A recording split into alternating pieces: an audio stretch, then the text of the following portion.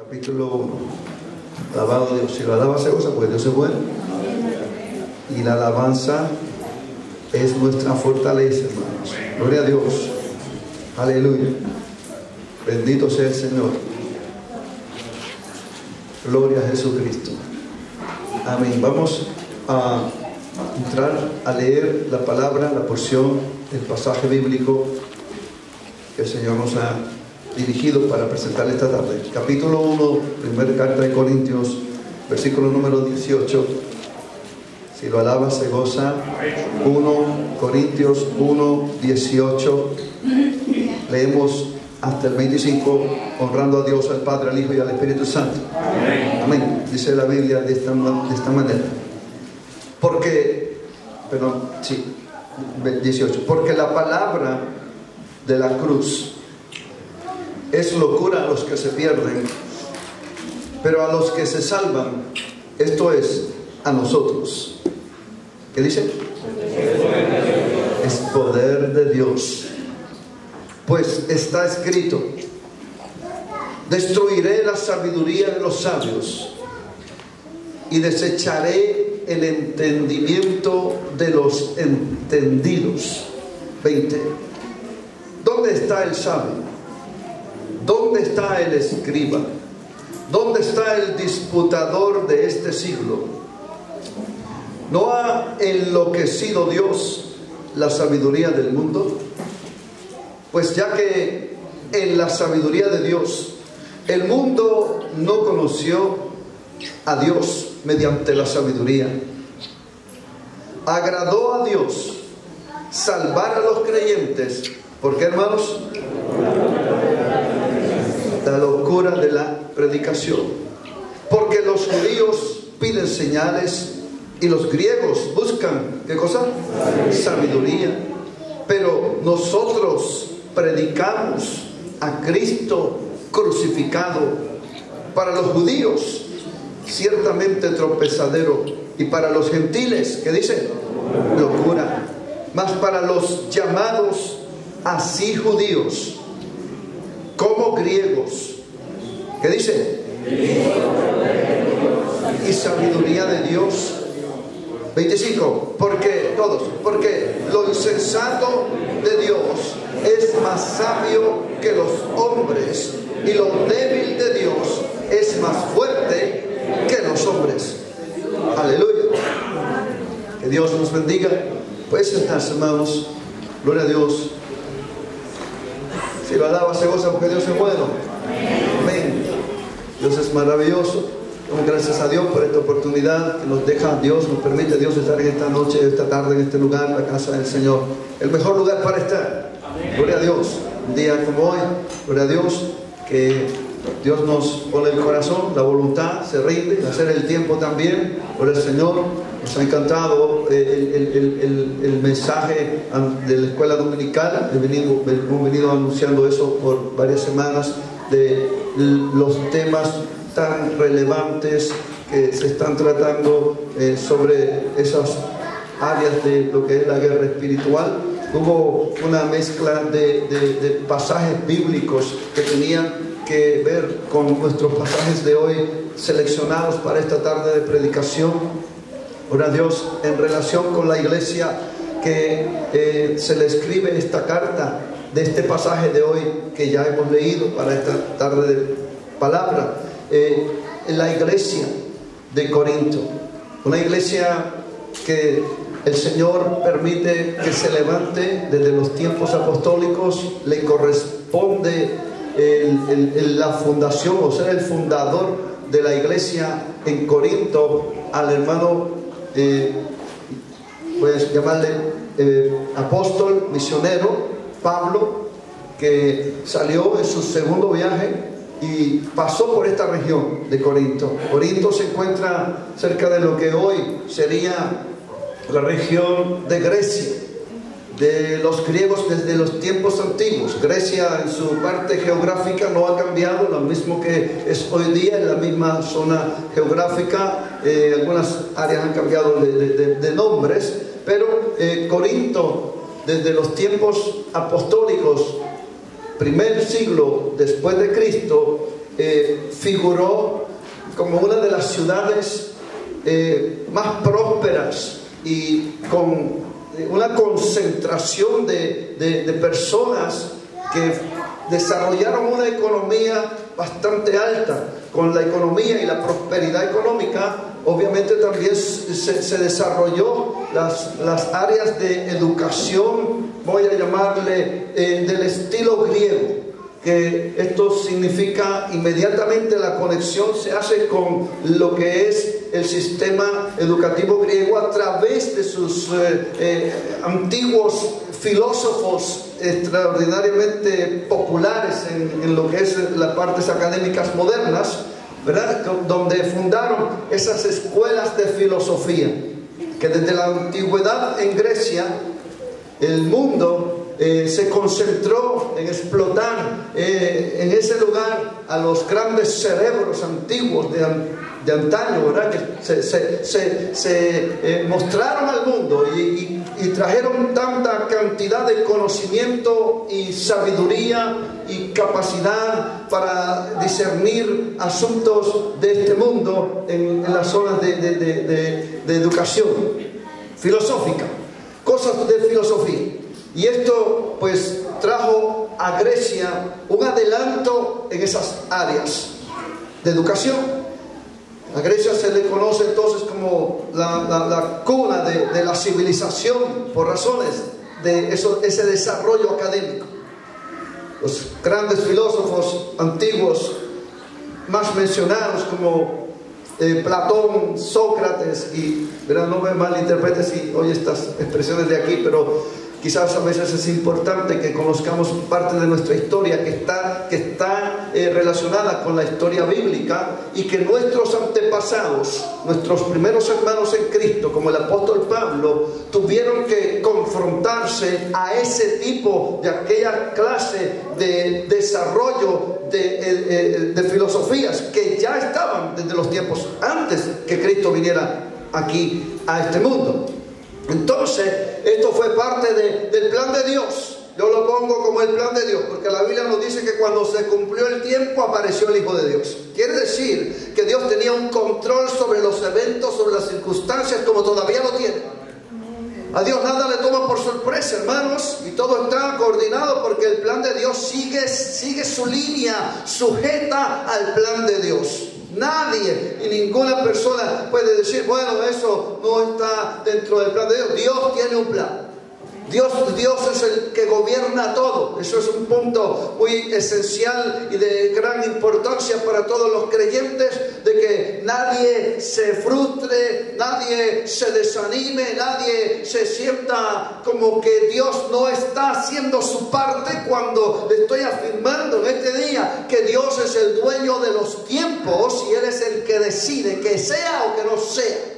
Él es el que hace que corra todos estos asuntos de historia. Entonces, del tiempo de los apóstoles, el apóstol Pablo, Dios lo impulsa a hacer su recorrido de predicación y lo lleva hasta esta ciudad de Corinto, en esa ciudad donde, le he dicho, mucha prosperidad, había mucha conocimiento, mucha sabiduría, mucho de eso, y había mucha prosperidad económica también. Era un lugar de mover, de mercadería, etcétera. Había prosperidad, había comodidad, algo así como que si usted estuviese en Canadá, todo próspero, de todo hay. Y la gente se siente que son grandes, y la gente se piensa que son importantes, y la gente se siente así orgullositos. ¿Me está escuchando? ¿No hay ninguno aquí? Que Dios tuvo que hacer algo, y manda a Dios entonces al apóstol Pablo y lo lleva para aquel sitio, y allí se funda una iglesia, pone una iglesia el Señor a funcionar. Comenzó con Aquila, uno que se llamaba Aquila, su esposa Priscila. Comenzó aquella iglesita en la casa, en un hogar, comenzó la iglesia. Pablo el apóstol estuvo predicando por un tiempo en las sinagogas, aunque él era de origen judío. Su lugar que él visitaba cuando llegaba a una ciudad era las sinagogas, un lugar de judíos. Aunque él no iba para ser judío o hacerse judaizar con los otros, sino que para presentar a Jesucristo. Era un lugar en donde él podía ser bienvenido como visitante y se podía interrelacionar como ex judío, conociendo las costumbres de ellos. Pero llegó un momento de que en la sinagoga no le hacían caso al mensaje de Jesucristo y había oposición. Entonces salió de ahí y comenzaron a buscarse con otros creyentes y se formó la iglesia de Corinto. Ahí estuvo el apóstol Pablo dirigiendo esa iglesia de Corinto por un aproximado, como dice la Biblia, de unos 18 meses, un año y medio, dando la instrucción, capacitando discípulos, instruyendo a gente ancianos y también a quienes ocuparían su lugar cuando él saliera, porque era uno de los objetivos del misionero. Preparar a otros para que tomen su lugar, y esa es una visión que debe permanecer en todo líder, en todo cabecilla, en todo aquel que lleva un liderazgo de grupo. Tener a otros para irlos capacitando de modo de que si algo pasa hay otros que ocupen su sitio. Y esto lo hacía el apóstol Pablo, se dedicó a eso, preparó personas, organizó, estructuró la iglesia. La iglesia llegó a tener un auge, se nos informaba una hora y media atrás, que la iglesia llegó a florecer de una forma impactante. Tenía a un predicador de marca como pastor por un año y medio. Al predicador que Dios lo manda para estar allí, para permanecer allí y edificar esa iglesia. La iglesia comenzó a florecer en número, la iglesia comenzó a florecer en convertidos. Y también no solo eso, la historia nos revela de que por medio de las cartas apostólicas, primera carta de Corintios, segunda carta de Corintios, se nos informa que la iglesia de Corinto floreció a unos niveles no solo en número, sino que comenzó a florecer a unos niveles de manifestaciones espirituales en la iglesia. La iglesia que floreció espiritualmente con 9 dones, con ministerios. Ahí aparecen esas formas del poder del Espíritu Santo manifiesta. El apóstol Pablo no pudo quedarse más de esos 18 meses y él tuvo que salir. Y se fue a otros sitios. Y esta carta que leemos usted y yo, él la escribe después que él sale y se va en su viaje. Finalmente se vuelve a establecer su lugar en otra ciudad llamada Éfeso, que también se edifica otra iglesia en Éfeso. Allí él se queda por otro tiempo, por unos 2-3 años estuvo en Éfeso. Mientras está en Éfeso, él recibe una delegación, un grupo de hermanos, entendemos por la palabra escrita, que eran gente de estatus, de lugar, de título en la iglesia de Corinto, que lo vino a visitar a Éfeso. Y allá estando Pablo con ellos, le trajeron un documento, una carta donde habían detallado una cantidad de situaciones que estaban aconteciendo en la iglesia. Hermanos interesados en el bien de la iglesia, líderes de la iglesia, vinieron con su ex pastor y le presentan las situaciones que necesitaban que él, el apóstol Pablo, les aclarara y les ayudara mandando la palabra apostólica escrita a Corinto. Así nace esta carta que usted y yo hoy estamos para tratar una porcioncita, hermano, en esta tarde. Pablo mira, examina la carta que ellos traen, ve los puntos que había que tratar. Y yo le digo, hermano, eso era extraordinario, porque de allí él tuvo que orar. Después de ver la problemática, las situaciones de la cantidad de problemas que traía aquella carta que estaba padeciendo y experimentando la iglesia de Jesucristo. Yo quiero decirle, hermano, que no hay iglesia perfecta, todas tienen problemas. Y una iglesia donde había mucho poder. Yo digo en mi análisis personal que la iglesia de Corinto era la iglesia más bendecida espiritualmente entre todo el grupo de las iglesias levantadas. Espiritualmente, esa iglesia figuraba en espiritualidad, en los dones del Espíritu, en la manifestación del Espíritu Santo. ¿Y eso a qué personas que no tengan esta comunión con el Espíritu no les gusta, no les fascina, no se siente motivada o motivado su corazón para estar donde Dios se manifiesta? El que tiene el Espíritu Santo puede decir amén. Porque entiende uno aquel feeling, aquel sentimiento, aquella necesidad de tu alma. Y tú dices, este es mi ambiente. Aquí siento esta libertad. Aleluya. ¿Sabes qué es eso? Que tú puedas estar en un lugar donde si tú vas a adorar a Dios o alabar a Dios, tú no puedes alabarlo, porque cuando tú lo alabes, alguien te va a venir a decir, shh, cállese por favor. Y usted le diga, ¿por qué? Y la persona te regresa y te dice, porque se está predicando. Pero, ¿escucharon? Que alguien comienza a hacer algo de Dios y el otro le diga, quieto, calle, silencio. Que si un niño dice algo por allá atrás, venga alguien y le diga, señora, váyase, no la necesitamos aquí en la iglesia, como el niño, cuando esté grande venga. Cosas raras. No estoy diciendo que eso pasaba en Corinto, pero estoy diciendo de situaciones que a veces uno observa, que hayan de haber sucedido, que hayan de haber pasado, que hayan de haberse dado. A veces de cosas que se dan en la iglesia del Señor. Errores, cosas mal presentadas que no dan una buena imagen de lo que es la iglesia de Jesucristo. Pero oiga, la iglesia de Corinto, teniendo todas estas cosas de espiritualidad, tenía problemas. Y sus problemas eran agudos, fuertes, serios. Le voy a mencionar solamente uno para darle una idea rápida.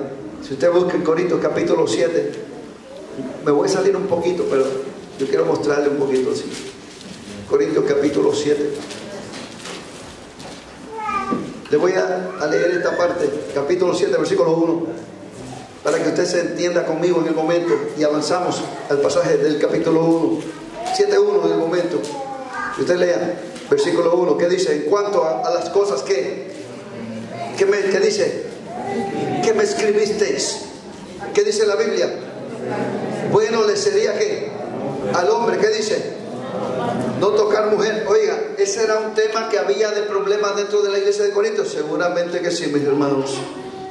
El apóstol Pablo ha leído el documento, se da cuenta que hay un problema allí de varones con hembras en la iglesia de Corinto. Él da su opinión primeramente, habla por lo que me habéis preguntado, lo que me escribisteis, dice allí. Bueno sería que el hombre no toque a mujer. Qué tremendo testimonio que él da. Obviamente está dando su opinión pastoral, su opinión ministerial respecto a lo que le han tocado. En Corinto había problemas fuertes, hermanos. En Corinto había problemas de pecado que se estaba sosteniendo en medio de la iglesia, se estaba tolerando y se estaba permitiendo a personas vivir en pecado. El pecado, ¿qué clase de pecado? El pecado que menciona Corintios habla de pecado de incesto. ¿Me está escuchando? Y uno oye esas palabras y dice, hermanos, ¿cómo puede suceder eso? Eso sucedió en Corinto.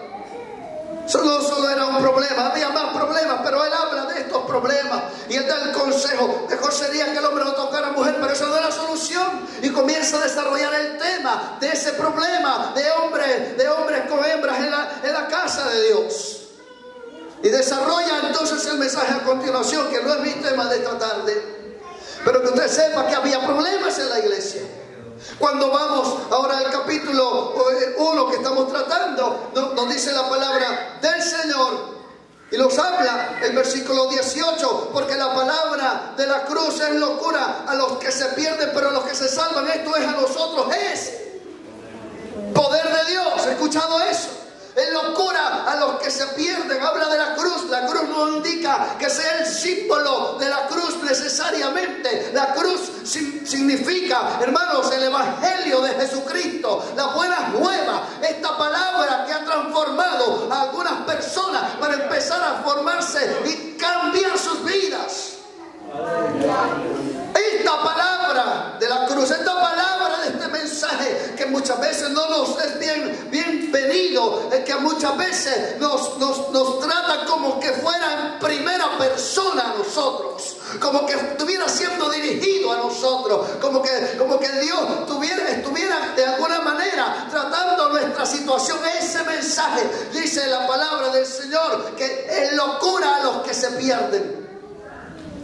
A veces la palabra de Dios no la podemos acomodar bien a nuestra necesidad. Cuando eso me pasa, simplemente le digo: Señor, hasta aquí no aprendo, ¿verdad? Pero Señor, quizás este instante no sea tanto para mí, pero recibo la palabra, Señor. Y si le está hablando a otro, pues que así sea, Señor. Pero en el momento que la mente esté alerta, que la mente esté enfocada a lo que Él quiera entregar a usted, que usted lo pueda recibir, lo que es suyo, lo que le pertenece. La palabra de Dios nos dice que el apóstol Pablo le expresa que el grupo de Corinto, donde le he dicho había prosperidad, la iglesia, él representaba la sociedad de aquel mismo tiempo. La iglesia era próspera, la iglesia tenía gente capacitada académicamente, la iglesia tenía líderes también capacitados, gente espiritual, había mucha gente espiritual, y el Espíritu de Dios se manifestaba en la iglesia. Le he dicho, había un movimiento, los cultos eran deseados, había multitudes que llegaban cada culto a escuchar la palabra de Dios, a adorar a Dios en el culto. Había un mover de Dios, un sentir de Dios, una necesidad de Dios. Con todo eso había problemas morales en la iglesia, problemas de inmoralidad, vamos a decir, mejor dicho. Gloria a Dios. Con todo eso había problemas en la iglesia de diferencias, donde unos decían: yo me convertí con Pablo, yo me convertí con Pedro, yo me convertí con Apolos. Había grupos en la iglesia. Él lo estamos aquí, hermanos. No solo había problemas de inmoralidad, había problemas de división en la iglesia. ¿Quién vive? Gloria a Dios. Hermanos, a veces nosotros podemos fallar a Dios en eso también, porque nos dividimos estando en la iglesia diciendo que somos uno y no somos realmente uno en la vida práctica. Tenemos que luchar para quitar toda división. Tenemos que luchar para quitar todo lo que nos quiera separar como iglesia del Señor. Aleluya.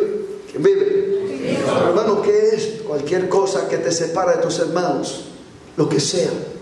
Puede ser asunto de color, gracias a Dios, ¿verdad? Que tú tengas o yo tenga el color que tenga, y nos podemos saber que lo que somos. Quizás sea el país de donde tú vienes, el acento que tú tengas. Puede ser cosas que nos pueden querer dividir, pero así. Gente que no se puede a veces relacionar con otro porque es de otro país, que no se quiere relacionar con la otra persona. Esas cosas se dan, las he experimentado y las he visto, y hemos tenido que a veces tratar asuntos de este tipo. Pero que usted sepa que eso no debe ser el orden de una iglesia, de una congregación. Quizás hay quien no se siente bien platicar o conversar o interrelacionarse con otra persona que no tenga su nivel académico, su nivel económico. Y todas esas cosas nos dividen también, hermanos. No debe permitirse eso, que sea parte de tu manera de comportamiento en medio de la iglesia. Luchamos contra eso y lo vencemos en el nombre de Jesús. No le permitimos, hermano, que nada de eso nos perturbe nuestra armonía. Cuando Dios busca a su iglesia, dijo Jesucristo: en esto conocerán que soy mi discípulo, en que os amáis los unos a los otros. Tenemos que buscar esa identidad de Cristo que nos va a poner en un lugar especial donde el pueblo, la gente que nos observa, los gentiles le llama la Biblia, es el mundo que nos observa, pueda decir: de verdad, esta iglesia, esta gente es diferente. No la iglesia, los individuos.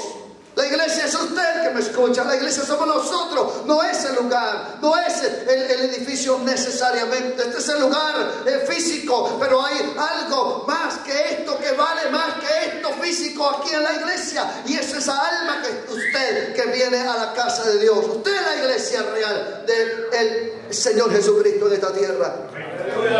Le meto su mano de la gloria a Dios si puede. Había intereses, aquella iglesia estaba con bendición división, pero también con conflicto de problemas, de intereses. Todavía no se puede establecer por qué la iglesia y sus líderes no condenaban o no ponían orden al pecado que había dentro de la iglesia, y se toleraba el pecado dentro de la iglesia. No se sabe. Algunos piensan de que había conflicto de intereses en el punto de que algunos quizás de los que cometían pecado eran familia del pastor, o familia de algún líder, o familia de algunos de los ricos que sostenía la iglesia. Yo le voy a decir una cosa, hermano: ninguna persona que pueda llegar a tener o poseer y sostener o ayudar a sostener la obra del Señor piense de que cometa algo su casa o su persona y no debe ser reprendido. Eso es pecado delante de Dios. El que comete pecado debe ser reprendido. Hello. A veces me ha tocado, cuando tengo que hacer el trabajo del Señor y enfrentar a las personas, decir: no importa, usted ha hecho malo, o voy a otra iglesia y tengo que confrontar, porque a veces los líderes no están dispuestos a pasar ese momento crítico de confrontar a una persona. Cuando alguien comete pecado, ha fallado a la obra del Señor y a la palabra de Dios y a la fe que es en Jesucristo, hermano, alguien nos tiene que confrontar. Pero estamos aquí. Y debería ser personas idóneas, que estén en línea con la palabra, que tengan ese grado correcto de discernimiento en las cosas santas de Dios. ¿Por qué? La Biblia nos llama de que las personas que son más espirituales, que entonces ayuden a los que son menos espirituales. Y una persona menos espiritual está con más tendencia y con más peligro de fallar a Dios o de cometer algún acto en el medio de la casa de Dios. A eso Dios nos llama a tratarlo también con la misma compasión que esperamos que si nos pasara algo se nos tratara a nosotros. Porque la iglesia del Señor tiene que ser educada en eso. ¿Por qué? ¿Por qué tiene que decírsenos eso de un púlpito, hermano? ¿Por qué? Le voy a decir las razones. Porque cuando alguien falla en las cosas de Dios, cuando alguien fracasa en las cosas de Dios, hermano, la iglesia no ha aprobado, la iglesia históricamente hablando, la iglesia evangélica históricamente hablando, no ha aprobado ser una iglesia compasiva, sino una iglesia que dicta juicio, una iglesia que destruye el alma, que está en peligro de perderse permanentemente. El alma que pecare, dice la Biblia, esa morirá, dice la palabra del Señor. Pero en la gracia de Jesucristo no funciona así, hermano. Toda alma que peque, abogado tiene para con el Padre, a Jesucristo el justo. Cuando juzgamos y cuando condenamos, nos volvemos ya no en verdaderos hijos de Dios, sino en verdugos de los hijos de Dios.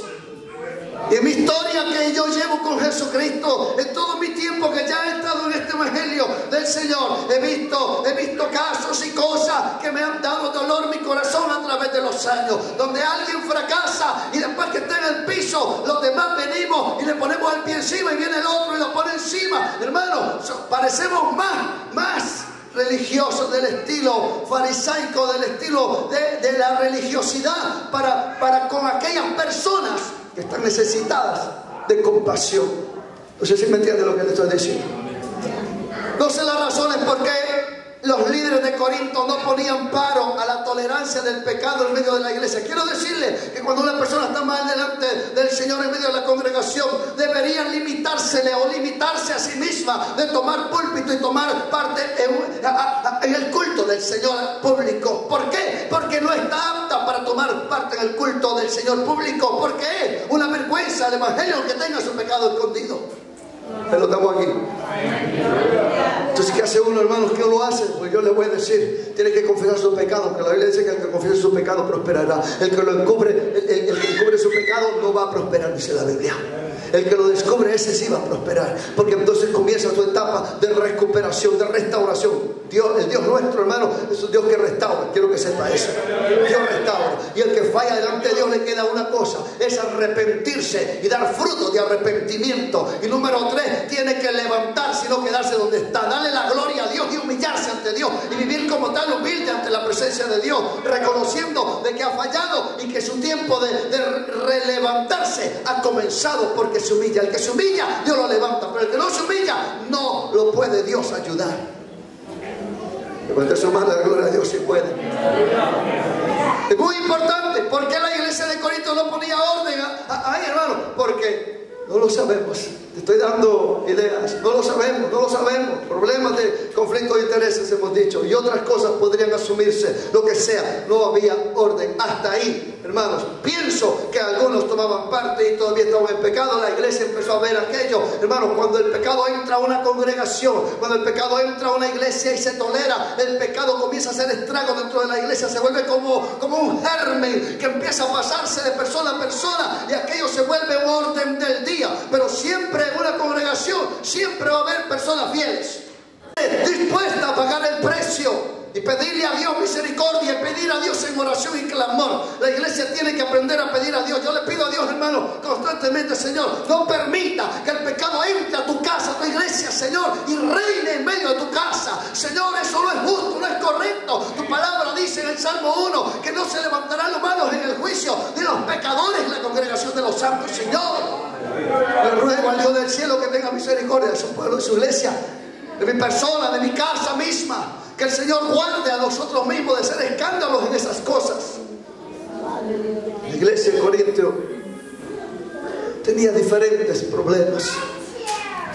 Pero hoy veamos esta situación donde el apóstol Pablo nos quiere educar también. Es lo primero. Me asombra esta parte que está empezando a escribir el apóstol Pablo la carta. Está empezando, hermanos, el primer capítulo que tenemos para presentarle esta tarde. Y en medio de esas primeras palabras de saludo, de darles a ellos algunas palabras de introducción de su carta, felicitando, saludando, etcétera, dándole gracias a Dios. En esos momentos el apóstol Pablo cambia su presentación de tema y comienza a tocar uno de esos temas que hoy vamos a ir tratando. Y habla entonces porque la palabra de la cruz es locura a los que se pierden. Qué tremendo, hermanos.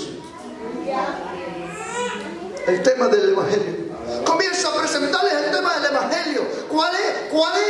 ¿Cuál es la reacción de aquellas personas que no conocen a Dios frente a la presentación de este mensaje del evangelio? Dicen: no, yo eso no lo creo, eso no puede ser así, eso no es aceptable. Y comienza uno a juzgar, hermano, el que ha pasado por la etapa esa de estar en la congregación sin ser salvo. Estoy hablando de los que venimos a la iglesia y no teníamos a Cristo.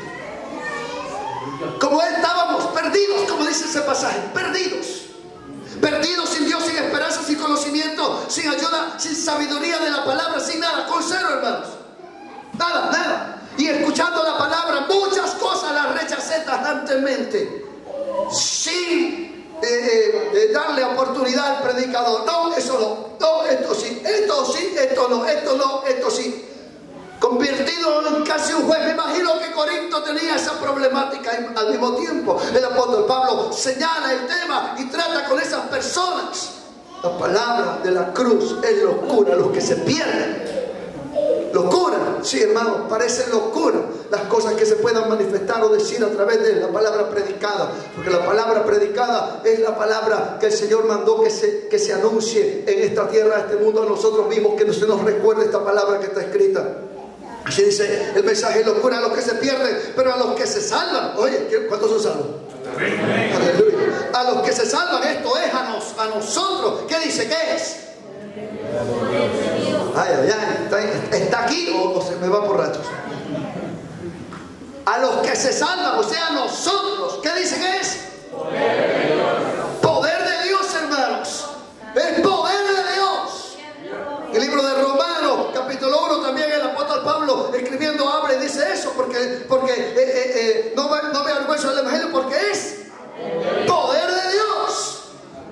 Poder de Dios. Habrá de cuanto poder la gente quiera anunciar o enseñarlo, pero el poder de Dios, que aquí habla, el poder de Dios por el evangelio, ese es el poder de Dios, que significa algo para nosotros, que tiene relevancia con nuestra nueva criatura, nuestra nueva naturaleza, que es en Cristo Jesús. Alabado sea el Señor. Dice: pero a los que se salvan, esto es a nosotros, es poder de Dios. Aleluya.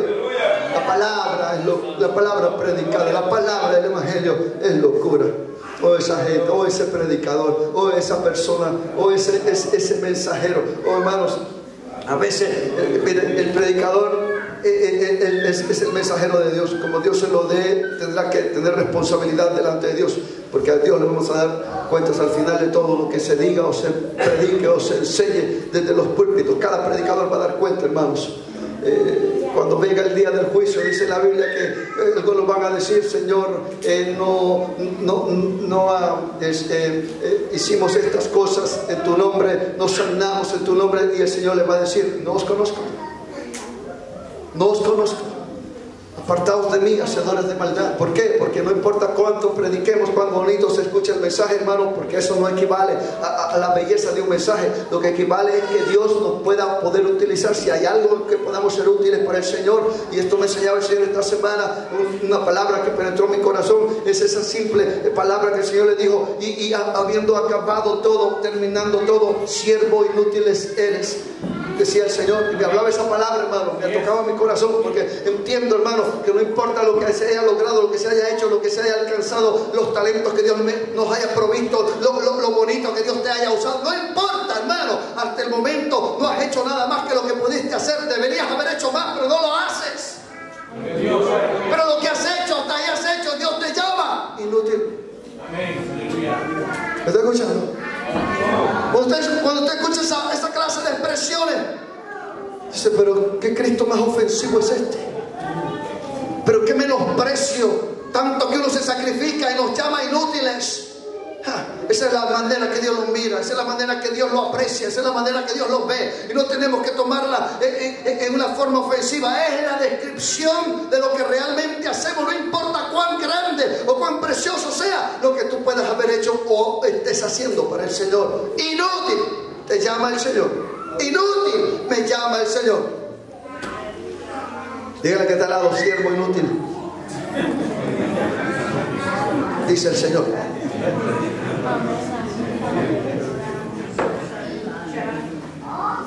¿Verdad que está duro cuando lo oyes? ¿Verdad que se siente duro? Sí, si se resintió por eso, después hablamos. Pero qué bueno, hermano, que el Señor me lo deja saber. Me tocó mi corazón, le digo esta semana, porque mientras leía eso digo: Dios mío, ¿qué me quiere decir? No, esta es una indirecta para usted. Aplíqueselo. Primero comienza con usted, porque aquí va parejo cuando la palabra del Señor. No podemos ostentar de quedarnos exentos de lo que vamos a recibir para nosotros. La palabra de Dios es una espada de doble filo, sépalo. Corta y tenemos que ser cortados. Gloria al Señor. Conociendo este mensaje, a mí me sorprende, le he dicho, como el apóstol Pablo comienza a tratar con aquel pueblo, y de repente el mensaje se lo tira y le dice: es que la palabra de la cruz. Usted se imagina que Pablo está escribiendo la carta, y el día que se lee esa carta empieza la primera parte del primer capítulo que estamos nosotros estudiando, y entonces la iglesia de Corinto está escuchando a su ex pastor que le está enviando un mensaje, y en ese mensaje le empieza a hablar el mensaje, ya no del saludo bonito, ya no la introducción de la carta, sino que simplemente le dicen un cambio de tono, porque la palabra de la cruz es locura a los que se pierden. Oye, allá había un grupo que empezó a analizar lo que estaban diciendo. Quiero decirle que ahí en Corinto estaba gente sabia, gente inteligente, gente de capacidades. Ahí estaban escuchando la carta, en la lectura se les estaba dando, y ellos cogiendo la palabra, examinando la palabra que se les hablaba. Locura a los que se pierden, pero a los que se salvan, esto es a nosotros, es poder de Dios. Aleluya. No sé si en la primera parte, cuando la carta decía: porque la palabra de la cruz es locura a los que se pierden. Yo no sé si alguien dijo amén. Y yo tampoco sé, hermano, si en la segunda parte del versículo donde dice: pero a los que se salvan, esto es a nosotros, es poder de Dios. Yo no sé si alguien dijo amén también. Digo, allá en Corinto. Yo no sé si alguien de los que estaba ahí o simplemente se quedaron en silencio, como aquel día aquel predicador que estaba predicando nos dijo. Mire, estoy un poquito rápido diciéndole eso, pues se lo voy a decir otra vez. Aquel predicador que nos estaba predicando nos sorprendió de repente deteniendo su mensaje y dijo: ¿por qué están callados, hermanos? ¿Se acuerdan? Y yo me quedé pensando: oh, es que te estamos prestando atención en mente. Queremos escuchar lo que estás diciendo. Con cuidado, que está usted hablando. Hay momentos que se prestan para eso. Tú necesitas prestarle atención a todos los detalles que se están diciendo, y la alabanza no va a salir tan fácil, porque tu mente espiritual está absorbiendo y quiere entender bien lo que se está diciendo. Aleluya. Porque el pueblo pentecostal tiene que aprender a ser inteligente. Dicen que los pentecostales somos un poquito menos educados, un poquito menos entendidos de la palabra. Dicen que somos bastante ignorantes de la palabra. Pero yo le voy a decir una cosa, hermano. Eso no me enseñó a mí el Señor. Yo puedo decir aleluya, pero voy a meter el aleluya y el gloria a Dios donde cabe. Pero donde tengo que poner oído, lo pongo, porque yo sé que lo que voy a escuchar es palabra de Dios. Y lo tengo que aprender. No voy a perturbar el mensaje. Tengo que dejarle a Dios que trabaje en mi vida, y en los espacios que queden yo meto mi aleluya y le doy la gloria a Dios en lo que pueda, para la gloria del Señor. La alabanza no se puede cesar en un medio de un pueblo pentecostal, hermano. Yo lo entiendo eso, pero póngale atención al mensaje. Alguien se quedó en silencio mientras se habló la palabra en Corintios, y se habló de los perdidos. Había algún perdido, quizás, hermanos. Si hubiese estado ese día en esa iglesia y no me hubiese convertido, hubiera dicho: está hablando de mí. Por supuesto, porque soy un perdido, porque todavía no tengo la salvación en mi corazón. Pero después hablaba de los otros, de los que son salvos. Esto es a nosotros, es poder de Dios. Ahí puedo hablar y decir gloria a Dios. Ahí tengo una correlación con ese mensaje. Ahí me puedo introducir dentro de esa palabra que es parte mía. Sí, el evangelio, la palabra del Señor, el evangelio, la palabra de la cruz, como le llama aquí, hermano, para mí es poder de Dios. No importa lo que diga el otro, soy salvo, Él me salvó. Hay un milagro que ya pasó en mí. Hay algo que te identifica con esta palabra, y de eso usted y yo damos testimonio. Cristo nos salvó. El milagro más grande ocurrió, hermano, cuando veniste a Cristo. Aleluya. Yo sé que algunos necesitamos milagros físicos, que Dios haga milagros de sanidad y cosas de esa clase. Pero le digo una cosa, hermano, aprendí por la palabra que aunque no me sane, lo voy a seguir amando. Aunque no me sane, le digo: Señor, y si tengo que morir enfermo, que sea para tu gloria, ¿verdad? Y sea así. Pero no me voy a quedar quieto. Aleluya. Yo se lo digo, hermano, es parte de una necesidad que tiene que nacer en tu corazón. Es parte de un deber que tiene que tener bien metido entre tus venas. Tiene que estar metido adentro de tu corazón. Tiene que estar bien entrelazado en tu ser interior y bien agarradito. Es un compromiso, no con el pastor, no con la iglesia, no con la denominación, sino que con el Dios de los cielos y Jesucristo, tu Señor y Salvador. Es un compromiso que te mueve. Es un compromiso que te roba, aleluya, que te hace decir no a muchas cosas para decirle sí a lo de Dios.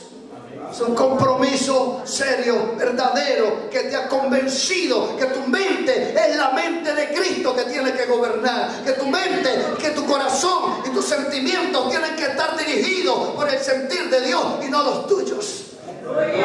Levanten su mano de gloria a Dios si puede. Para mí, para ti, que si tú eres salvo, este evangelio es poder de Dios, hermano. Es poder de Dios.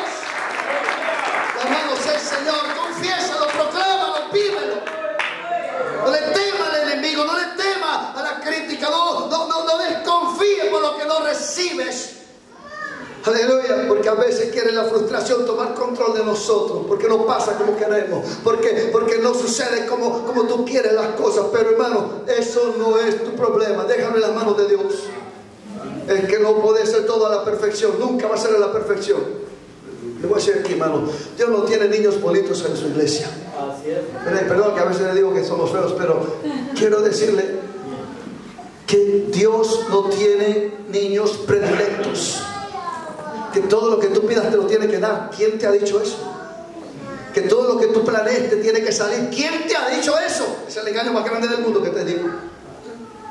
No, haga lo que usted haga, piense lo que usted piense, decida lo que usted decida, sométaselo al Señor, y si Él quiere te lo da, y si no quiere no te lo da. Aunque no me lo dé, yo lo agarro. Agárralo y prepárate, porque no va a ser la voluntad de Dios, es tu voluntad. Y la voluntad del hombre no reina la justicia de Dios, hermanos. No reina el plan de Dios, no reina las cosas santas y sanas de Dios en lo que yo quiero hacer. Aleluya. Me preguntaron ayer, porque estuve en tres reuniones, hermanos.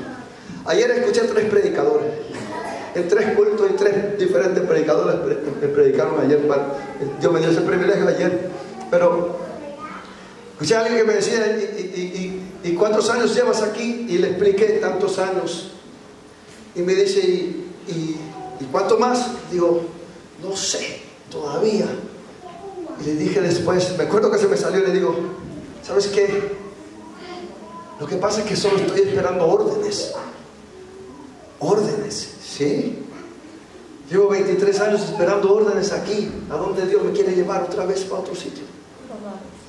Porque no me siento sembrado en esta ciudad ni en este lugar. No me siento así, no me siento el Señor ni el dueño de esto, porque esto no es mío. Esto es de Dios. Porque uno siembra y otro puede venir a cosechar lo que uno siembre. ¿Por qué no, hermanos? Oh, y entonces me dice, ay, pero yo conozco otros que no quieren ni salirse. Yo digo, yo no busco quedarme, pero si quiero que Dios haga su voluntad. Porque si quiero hacer mi voluntad, entonces voy a anhelar eso. Y el día que Dios me diga que es mi tiempo de salida, voy a pelear y voy a desarmar lo que ya Dios ha edificado. Y yo no quiero eso. Eso es un problema para resolverse, que no debería suceder como problema. Tiene que ser una sinceridad de corazón. Hagas lo que hagas, hágalo para la gloria de Dios, hermanos. Y si otro se beneficia de lo que tú haces, a Dios sea la gloria. ¿Tú te imaginas al apóstol Pablo cuando le llegaron a decir, después de que él estuvo año y medio llorando lágrimas por la iglesia de Corinto, y le traían esta lista de quejas y problemas y pecados y desórdenes e inmoralidades que pasaban en la iglesia que él había pastoreado? ¿Cómo crees que él se sintió? Te lo voy a decir. Se debió sentir frustrado, se debió sentir como aquel que sembró para nada. Aquel hombre se debió sentir en su corazón, pero no se quedó con el sentimiento, porque había otro pastor que estaba en aquel lugar. El pastor que ya salió del sitio pues no tiene mucho que ver ahora para allá. Pero él era no un pastor, él era más que pastor. Él era un misionero apóstol del Señor y tenía responsabilidades con las mismas iglesias que él mismo había fundado. Entonces se prepara para corregir las necesidades y los problemas de aquella iglesia, y ahora les escribe a la gente que está perdida. Le dice en medio de la congregación, les manda una directa, les manda un mensaje para usted que está perdido. Este evangelio es locura, no entiende. ¡Qué locura!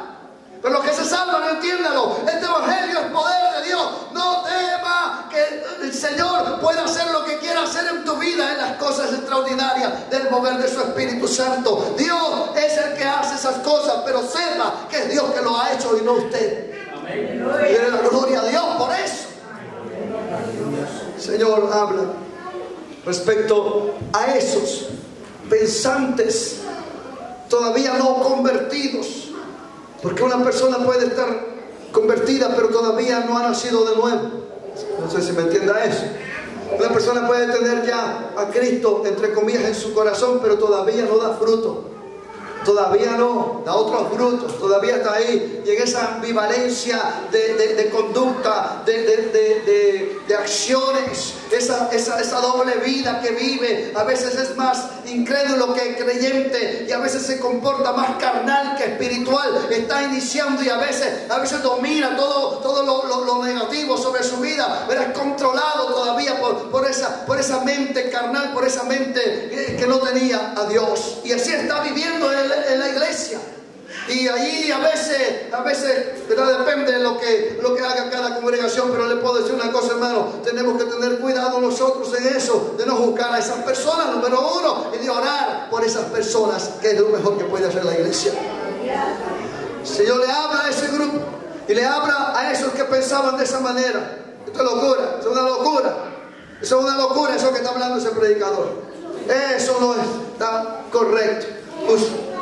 Jueces juzgando la palabra de Dios. Dice la palabra a continuación en el versículo número 19. Dice, pues está escrito, oiga bien, la palabra de Dios, destruiré la sabiduría de los sabios. Oye, qué tremendo. Aquí le está hablando a una iglesia que estaba saturada de gente educada, de gente sabia, de gente capaz, de gente entendida, de gente que quizás eran ¿cómo se llama? Alumnos de escuelas de filosofía, que quizás ellos mismos ex filósofos de escuelas de aquel tiempo filosóficas. No sabemos, pero había mucho que decir de esto, y él ataca esta posición extraña, dominante en la iglesia de Corinto.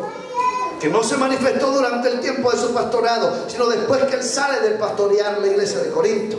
Y eso lo ataca en esta carta, diciéndonos, pues, está escrito, destruiré la sabiduría de los sabios. Cuando usted lee esa palabra, dice, ¿cómo es eso, hermanos? Si 100% la palabra está más clara que eso, hermanos. Dice, destruiré la sabiduría de los sabios. Está hablando a un pueblo que está dominado por una sociedad afuera y aún adentro de sabiduría, hermanos. La sabiduría. Estamos en Grecia, nos encontramos en el lugar de la gente sabia, de la gente capaz, de la gente inteligente, de la gente que medita, de la gente que escribe, de la gente que diserta, de la gente que sabe escribir, de la gente que tiene esos talentos humanos.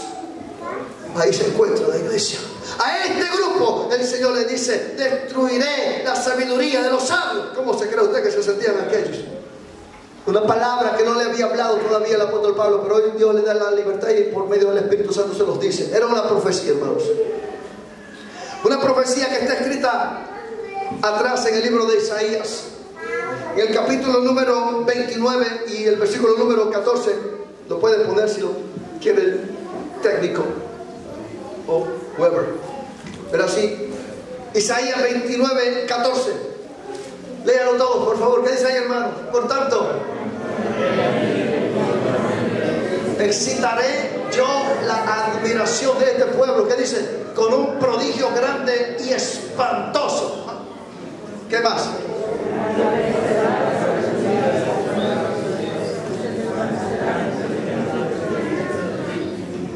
Estamos hablando de unos 500, 600 años antes de Cristo. Este profeta profetiza esta palabra que Dios le da por el Espíritu Santo. Y hoy, en este pasaje del libro de Corintios, capítulo 1 y el versículo número 19, se repite la palabra, hermanos. Dios sabía que un día iba a existir. Estoy hablando 600 años antes de Cristo. Dios sabía que en el tiempo de la historia iba a existir un país o una región llamado Grecia, donde se iba a despertar desde tiempos muy antiguos un mover de personas extraordinariamente capacitadas en sabiduría humana. Humanismo, eso se llama humanismo. Todavía se llaman esos mismos términos en los medios académicos. Estas personas desarrollarían métodos de escuela, métodos de enseñanza, métodos de explicar toda área de necesidades, de las necesidades humanas y muchas otras cosas más que quedaron establecidas a través de estas personas. Dios sabía que esto iba a tener también relevancia cuando la gracia de Cristo se manifestara aquí en la tierra. Por tanto, ese pasaje nos lleva al libro de los Hechos y el Señor lo utiliza en esta ocasión para enseñarle a aquel pueblo creyente, hijos vamos a decir, de Dios,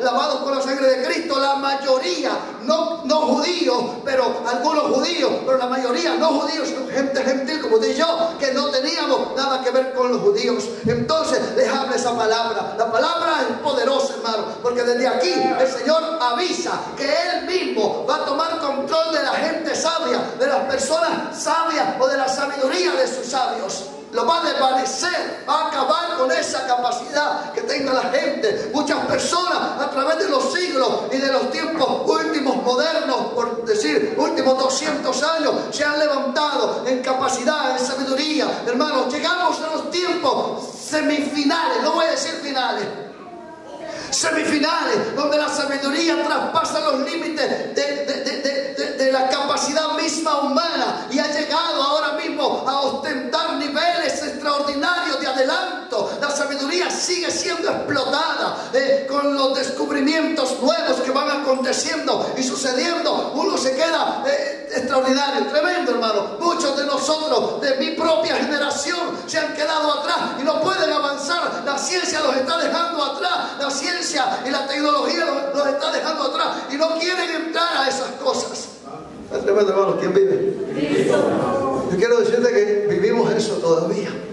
Pablo lo vivió en su tiempo y lo confronta, avisándole a todos los sabios de la congregación. No le está hablando al pueblo de Corinto afuera en las plazas, le está hablando a los congregados de Corinto. Y a ese pueblo le está avisando que la gran sabiduría que se creen que tienen, que la gran sabiduría que ellos han heredado de esa sociedad de sabios de aquel tiempo, de esa ciudad y de esas regiones de Grecia, que todos ellos que eran educados, toda esa clase de capacitación o sabiduría que habían heredado o alcanzado, todo eso el Señor se los iba a destruir. No se puede confiar en la capacidad humana, hermanos. Muchas personas y cristianos se pueden crear conceptos en su mente de las cosas que pueden aprender en las partes de conocimiento. Pero la palabra de Dios nos avisa que hay un peligro de confiar en la sabiduría humana. Porque Dios la pone en la cuerda floja y puede caerse en cualquier momento. Te vas a caer, te puedes caer, te vas a resbalar. Podemos caer, podemos resbalarnos. Por eso, hermano, a veces a mí me cuesta entender un poquito en mi mente cuando hay que tomar alguna decisión. Y a veces le digo, Señor, esto es lo que yo pienso, Señor. Yo te lo presento, ¿verdad? Así, pero quiero ver señales, Dios mío. Quiero ver señales que me indiquen que está bien lo que estoy planeando.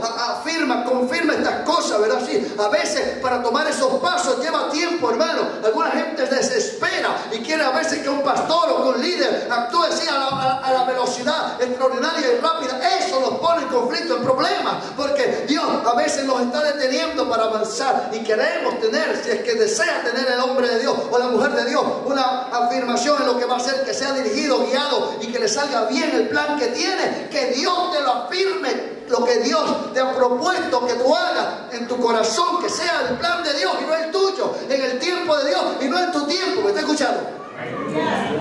Son cosas tremendas, hermanos, que cuando las vemos dices, Dios mío, ¿qué va a pasar ahora? Tú prometes algo en tu palabra, tú profetizas algo en tu palabra. ¿Qué nos dice el Señor? Destruiré, dice la sabiduría de los sabios. Grecia fue conquistada, hermanos, por el imperio romano, pero el espíritu de Grecia no ha cesado de influenciar la sociedad de todos los tiempos hasta el sol de hoy. Se ha endiosado a los grandes filósofos griegos en nuestras escuelas, colegios y universidades. Se les ha dado una preeminencia de influencia, que cuando obviamente uno los lee y lee algunas de sus escritos se queda como, bueno, yo digo así la palabra que está ahí en el otro versículo, espantado. Dios mío, qué clase de capacidad, qué palabras, qué cuadro, qué tremendo lo que escribe este hombre. Impacta lo que escribe. Es un hombre con unas cualidades, es una persona con unas habilidades de escritura y de percepción, que a la hora de escribir está entrando en unos niveles de capacidad y conocimiento que a la mente nuestra, que no tenemos esas cosas, nos queda asombrados, quedamos con la boca abierta. ¿Qué pasa? ¿Qué sucede? ¿Cómo estas personas lograron poder penetrar dentro de esas cosas, hermano? Son talentos humanos, son capacidades humanas. He dicho que eso se llama en nuestro tiempo humanismo. Eso es peligroso, que quiera gobernar o dirigir la vida de un cristiano. ¿Me está escuchando? Es peligroso porque en el humanismo no gobierna el Espíritu de Dios, gobierna el Espíritu del hombre. Y el espíritu del hombre que se corrompe, que es manipulado, ya no por Dios, sino por su mismo espíritu, que está siendo dirigido por las corrientes de este mundo. Y este mundo, gobernado por Satanás, dirige a algunos que otros líderes cristianos, pastores, ministros y líderes grandes, y algunos otros que están a veces en el medio de cada congregación haciendo cosas para el Señor, aparentemente dirigidos por Dios. Levante su mano, la gloria de Dios si puede. Es lamentable, hermanos, que se busquen métodos humanos para poder predicar. Aleluya. Es lamentable, hermanos, que se busquen métodos humanos para entretener a un pueblo. ¿Me escuchan? Es lamentable, hermano, que tengan que irse a una escuela de psicología para poder dirigir mensajes a la mente, a la psique del individuo, de la persona, y poderlos cautivar con, voy a hablar palabras más sencillas, trucos aprendidos. Volverse un maestro del entretenimiento. A veces, como dijo un predicador y siervo de Dios, entre comillas, digo la palabra entre comillas porque no sé su estatus del momento, dijo, ni siquiera aquellos que sirven a Dios y que adoran a Dios, que Dios los ha provisto de talentos, tienen nombres verdaderamente que lo identifique con las cosas de Dios. Hay quien canta o toca y se dejó de llamar siervo o sierva para llamarse artista. Y hoy día una palabra popular usada, el artista, va a estar el artista fulano tal. Y digo, eso no es de Dios, hermanos. ¿Está escuchando? Los artistas son los que están allá, hermanos, afuera del mundo, en la farándula, les digo yo. La palabra farándula quiere decir del mundo, de eso, del entretenimiento. Pero la frase no se escucha seguido, por eso lo explico. Pero que usted entienda que eso no puede ser, eso no debe ser. Pero sucede, está sucediendo ante nuestros ojos. Podemos llegar a escalar en conocimiento y en forma de poder atraer multitudes, estrategias para atraer multitudes. Hermanos, no nos conviene eso. Buscamos que sea Dios el que traiga. La Biblia dice que cada día el Señor añadía a su iglesia los que habían de ser salvos. Pero el humanismo entra camuflajeado de muchas maneras en medio de su pueblo, de su iglesia, y su iglesia lo adopta, y su iglesia trata de abrazar esas estrategias para mantener gente, para mantener cautivas personas. Cuando las personas son cautivas de personas. O sea, voy a explicarlo mejor. Cuando una persona es atraída por alguna fórmula humana, queda cautiva por esa persona a esos niveles. Quiere decir que está cautivada por medios humanos. Un humano le cautivó, está atada a esa parte humana. Eso hay que mantenerlo en ese mismo nivel. De lo contrario, un día esa persona dice, ya no vuelvo más a la iglesia y me voy. Simple. El día que se quita todo eso, ya no me gusta la iglesia. No, hermanos, no nos atemos a métodos de fórmulas creadas por nuestra propia imaginación o deseo, y mucho menos creadas o copiadas de cualquier otro ministerio. Aprendí algo de un predicador anciano y santo de Dios. Decía, cada iglesia, cada congregación, con su pastor y sus líderes, debe orar fervientemente y pedir a Dios que les revele los propósitos de Dios y las maneras que Dios los quiere en ese lugar donde Dios los haya puesto para trabajar, y el impacto como Dios lo quiere hacer a través de ellos. Porque cada congregación funciona como un miembro del cuerpo de Cristo, en donde Dios lo haya puesto a funcionar con su cabeza o pastor a cargo. Y estos tienen que aprender cuál es el propósito, la voluntad de Dios, la razón de su existir en ese lugar, y moverse en ese mover de Dios, de cómo Dios los quiere, avanzando en ese paso de Dios, guiados por el paso de Dios, por la fórmula de Dios, por la manera de Dios, no la manera y fórmula humana, ni la copia de otros que hagan otras cosas. ¿Me está escuchando? Eso lo digo, hermanos, después de los tiempos que uno vive, se queda analizando, digo, Señor, porque cuando estoy hablando del año 1998, 97, 98, 99 hasta el 2000, más o menos, de esos años, les voy a hacer referencias por esos tiempos. Y no faltaron muchos de los compañeros ministros del Señor, algunos que otros que me pudieron decir, hermano, hagamos aquí, hagamos allá. Eran tiempos donde cada persona y líderes tomaron iniciativas basadas en tiempos de aquellos días.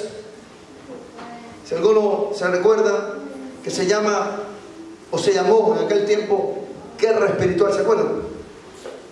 Yo le llamo los tiempos de la guerra espiritual. Creó avivamientos en varios sitios, en Florida, Guatemala, Toronto mismo. Hubo moveres de avivamiento en esos días. Extraordinario. Pero se levantó ese movimiento de la guerra espiritual, y venían personas, iban a cada ciudad, se movían de sitio en sitio a nivel mundial, iban a cada ciudad importante y hacían cultos y reprendían los demonios y las fuerzas espirituales que supuestamente, claro, gobiernan en esos lugares, y los ataban y declaraban ese país o esa ciudad libre para Jesucristo. No digo que sea malo orar y que Dios ate los demonios, porque es parte de nuestro deber, hermanos.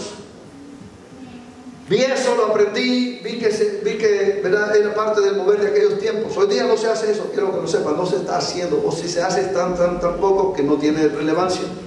Pero sí, con el tiempo se fue descubriendo de que a pesar de que se hacía ese trabajo y que a Toronto llegaron cantidad de ocasiones en que se hizo aquellos intentos de coger multitudes y atar demonios, los demonios seguían trabajando en las prostitutas, en los pandilleros, en la gente, bueno, maleantes, etcétera, y que aquellos no tenían mucha fuerza, pero sí.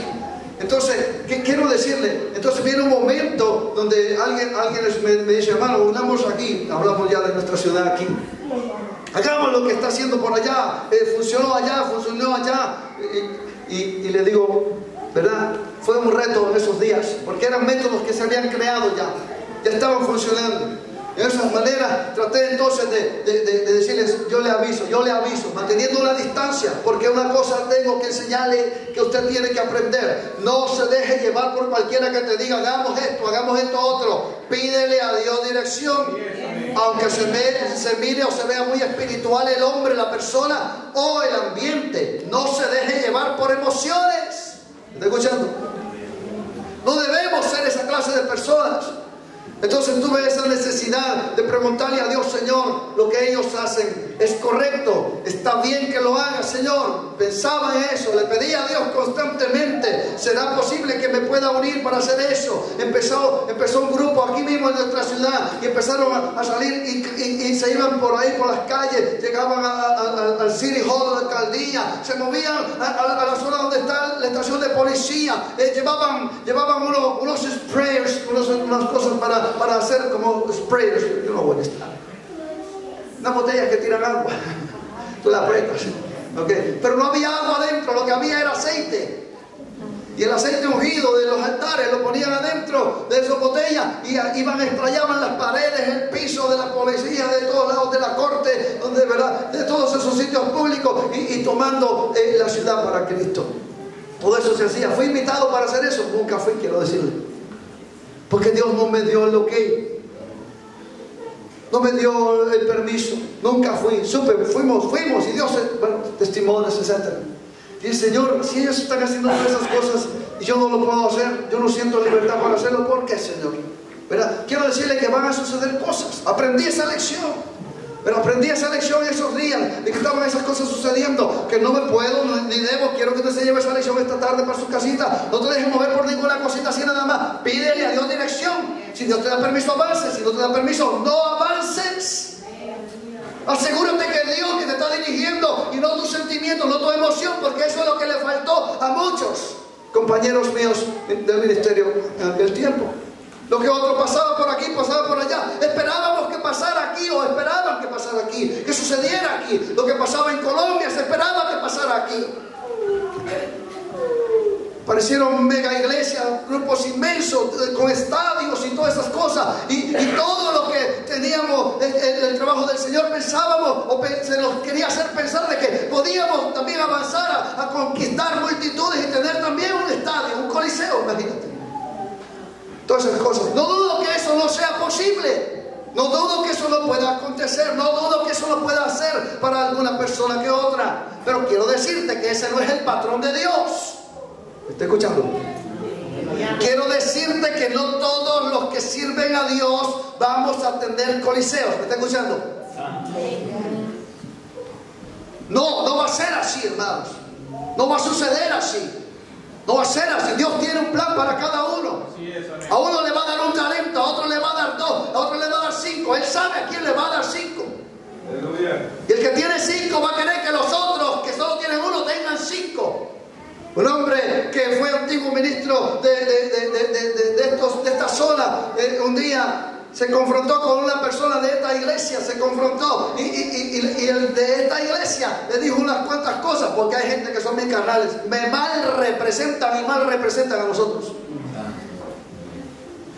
Y el otro le dijo, yo sé de qué iglesia tú eres. Esta, ¿verdad? Y le dijo, yo sé de qué tu iglesia tú eres. Y dile a ese, tu pastor, que todas las iglesias chiquititas como esa van a desaparecer en poco tiempo. Cuando esa palabra me la trajeron y se me dijo, me quedé analizando y dije, ¿qué engaño satánico más grande? Porque la gente es ignorante, saben tanto, han escalado a tanto, que se vuelven dueños y señores del mensaje de la palabra. Ya no es Cristo el que puede predicar, son ellos. Me pareció una palabra más humana, más carnal, más personal, que guiada por el Espíritu Santo. Tengamos esos cuidados, hermanos. No le creas a todo. Yo le decía siempre a estas personas, no creas eso. Si Dios me trajo aquí para acabarnos aquí y terminar con su iglesia, que así sea. Pero entre tanto, ¿qué hacemos? Predicar. Predicar el mensaje de Cristo crucificado, hermano. Predicar el mensaje del Cristo resucitado. Predicar el mensaje del Cristo que salva, sana y liberta, hermanos. No nos cansemos por eso. Me decía alguien el día de ayer que predicaba en las calles, ¿verdad? Y yo le dije, ¿qué tú haces con las almas? Me dice, las llevo a las iglesias, a donde puedo las llevo. Qué bueno, porque eso era mi trabajo que yo hice en Toronto. A eso me dediqué en aquella ciudad y ese era mi trabajo. Y llevaba las almas a la iglesia. Y no todo el mundo se quedó en la iglesia Cristo Misionera. Recuerdo que un día me invitaron para otra iglesia, porque fui a otra iglesia que tenía que, ¿verdad?, estar en ese otro lugar. Cuando llegué a esa iglesia, habían pasado unos cuantos años que había estado haciendo el trabajo. Cuando llegué a esa iglesia, estoy aplaudiendo y alabando a Dios como siempre lo había hecho. Cuando miro al frente, a la parte donde está todo el grupo cantando y dirigiendo las alabanzas, y miro al que está tocando la batería, está pero ahí, mano, pero bien en la unción. Dándole y dándole. Me quedé viendo los palitos, después miré al que tiene la mano y miré el rostro y digo, ese yo lo conozco. Porque hace tantos años atrás yo me lo encontré a ese muchacho, y ese día, él, estando en una de las calles de Toronto, me recuerdo, ese joven estaba apartado de Dios, hermanos, ese día. Y ese día, mientras la palabra de Dios comenzó a penetrarle, él comenzó a llorar y lo invité a los pies de Cristo. Él aceptó a Cristo en ese día y se reconcilió con Jesucristo. Y le dije, ¿dónde tú te congregas? Me dicen, tal iglesia. Pues te vas para esa iglesia otra vez. Y si no quieres ir a esa, te vas a esta donde yo voy. Pues yo no sé a cuál iglesia decidió ir, pero no lo encontré en donde él iba, sino que en otra donde yo había estado. Y entonces cuando terminó la música, el día del culto, llegué con él y le digo, hey, se asustó, ¿verdad? Un poquito. Digo, ¿qué haces aquí? Digo, hermano, aquel día yo cambié, me reconcilié, porque voy a servir a Dios. ¿Y qué haces aquí? Me vine para acá, aquí me han atendido y me han ayudado, y ahora estoy sirviendo en la música. ¿Por qué? Porque no buscamos que la gente se salve, hermanos, para hacerlo de una iglesia, sino de la iglesia de Jesucristo. ¿Comprendió? Se aceptan a Cristo, pero que perseveren. Le decía yo a la persona anoche, si alguien no se va a la iglesia y no se queda en la iglesia, yo no me frustro por eso, pero que sirva a Dios, ese es mi gozo mayor. Si puede servir a Dios tiene que servir a Dios y no quedarse estancado, no perderse su alma. Es importante que las almas entiendan de que los pastores no somos dueños de ellos, que entiendan de que ellos tienen la libertad para hacer las cosas del Señor. Pero si Dios te tiene en una iglesia, no te puede mover a otra sin que Dios te dirija. Espera en Dios, no se mueva por cualquier movimiento. Tenemos que pedirle a Dios con sabiduría, hermanos, con entendimiento. Dios guíe su iglesia. Por eso la sabiduría de los hombres no trabaja aquí. La forma de querer entender los planes de Dios no trabaja aquí. Dios dice, yo voy a destruir eso. Quiero decirle que con esa profecía Dios nos está diciendo, nos está avisando que todo este adelanto tecnológico y científico que estamos viviendo, y que a veces nos frustra a algunos de nosotros porque no podemos, ¿verdad? Le dije a mis hijos, mira, ya tengo WhatsApp, ya puedo WhatsAppear. Ahora, ¿qué sigue? ¿Verdad? Bueno, queda Instagram y quiere que lo meta, ¿verdad? Y uno de ellos me dijo, no lo metas. Digo, ¿y por qué? Porque si apenas puedes con WhatsAppear y te metes a Instagram, no vas a tener tiempo. Le dije, gracias, no lo voy a hacer. No lo voy a hacer. Y lo dejé ahí, no lo bajo. Hay que se quede eso. Me quedo solo con uno. Porque no podemos aprenderlo todo, hermanos. La tecnología es una trampa también. Es la parte humana que ha ascendido, pero Dios dice que la va a destruir. Y en el momento que Dios va a destruir todo esto, mis hermanos, ¿oyó eso? Va a suceder, va a acontecer. Los bancos ya no quieren que llegues a trabajar con el ¿cómo se llama? Con el cajista, con la cajera o el cajero. No quieren que tú llegues, que lo hagas todo en la máquina afuera o lo hagas en tu casita. o con tu teléfono en la mano. A mí me dijeron, saque su teléfono, se le voy a enseñar ya, usted todavía está joven, puede aprender. Me dijo la señora en el banco, saque su teléfono. Y lo digo así, con orden. Digo, pues. Digo, me someto. Y cuando lo vi le dije, mire, mejor no. Dije, ¿por qué? Mire, ay, este teléfono viejo no vale. Cuando lo cambie entonces, ¿verdad? Lo hacemos, me dijo. Pero de todas maneras, pase a mi oficina. Me pasó a la oficina, le voy a enseñar cómo trabajar online, me dijo. Atienda aquí, mira acá, mira allá. Ahora hágalo usted solo. Aquí está. Tienen su área de eso, de enseñanza. Y me enseñó. Después me fui ahora me voy a la casa. Váyase a su casa y si no te sale, regresa, que te vuelvo a meter al cuarto. Oh, tremendo, hermanos. Esa es la tecnología y la ciencia que hoy nos toca. Yo no quiero ir al banco, quiero sacarle foto al cheque ya. Qué tremendo, hermanos. ¿Me está escuchando? Todo eso se va a acabar. En cualquier momento va a haber un colapso. Quiero que lo entiendas. Quiero que lo sepas. Quiero que lo sepas. Esto va a decir, voy a ir al banco. El banco no vas a poder entrar porque va a haber una fila de una cuadra, de 1 kilómetro. De gente, porque como ya la gente no va sacando personal y ya no necesitan 10, necesitan quizás 2 o 3 o una persona nomás atendiendo gente. Y cuando haya colapso, la gente va a querer ir al banco a sacar y no vas a poder con facilidad. Algo va a suceder, van a haber momentos de esto. Dios dice que va a destruir la ciencia. Es palabra de Dios, no te estoy metiendo miedo. Oh, hermano, usted como nos quiere. No, hermano, ya te lo dije. Ya, yo fui por allá y unos me dijeron, bueno, y usted no se ha modernizado, ¿no? Para la gente de la iglesia, para los que dan ofrenda y diezmo, ¿no? Llévenle la máquina esa, cuando usted paga el wireless machine, que usted dice, ¿va a pagar con ellos? Sí, se lo traigo aquí a su mesa, sí, tráigalo a la mesa y ahí te llevan la máquina. Mira, no tiene cuentas, no está conectada, todo eso es moderno, hermanos. ¿Ve? Y un pastor conocido, amigo mío, me dijo también, ya lo tenemos aquí en la iglesia, así que yo te enseño cómo hacerlo en tu iglesia también. Digo, me gusta la idea, ¿verdad? Y me mandó un mensaje, dije, mira, toda la generación de 35 años para abajo, ninguno quiere usar cheque, me dijo. De 35 para arriba, más o menos. No usan cheque, ya no quieren usar cheque. Todo eso es moderno, me dijo. Tenemos que modernizar las iglesias, ya no nos queda otra opción o nos vamos a quedar atrás. Yo les digo, tiene razón. Tiene razón, hermanos. Pero eso vamos a tener que hacerlo. ¿Y qué va a pasar? ¿Qué va a pasar con los ministerios de tesorerito? Hay que actualizarlos también. ¿Qué vamos a hacer? Y si hay un colapso y si se destruye todo eso, que se destruya la gloria del Señor. No le tema a eso. No le tema a eso. Tenemos que hacerlo. Pero tampoco que eso sea una trampa para usted, que lo dirija a usted. Voy a la iglesia a ver qué me dice Google, si puedo ir a la iglesia. Y si hoy no es un buen día para que salgas. No, me quedo en la casa de Dios. Me quedo en mi casa, no voy a la casa de Dios. Tenemos que tener cuidado, hermano, de que no sea eso el patrón de tu vida. Eso es peligroso. No podemos vivir de esa ciencia. La ciencia es peligrosa. La sabiduría del hombre es peligrosa. Eso es lo que dominaba en Corinto y eso es lo que tenía el pueblo entretenido. Con sus capacitaciones o capacidades y avances que hasta ese día habían logrado en la parte personal humana, estaban siendo dominados ya no por el Espíritu Santo que se manifestaba, sino por sus propias y personales convicciones, tolerando pecados, tolerando inmoralidades, tolerando cosas que avergonzaban a Dios, a su palabra y a Jesucristo. Que no sea nuestra historia, hermanos, que sea una forma de recordatorio esta tarde, porque Dios todavía nos está educando en estas cosas. No termino esta tarde esta palabra de reflexión respecto a la sabiduría de Dios y la sabiduría del hombre, porque nos queda un poco más que proceder y seguir escudriñando. Vamos a estar de pie, por favorcito, un momentito, póngase de pie. Esta tarde se concluye la palabra de Dios. Que tú vas aprendiendo.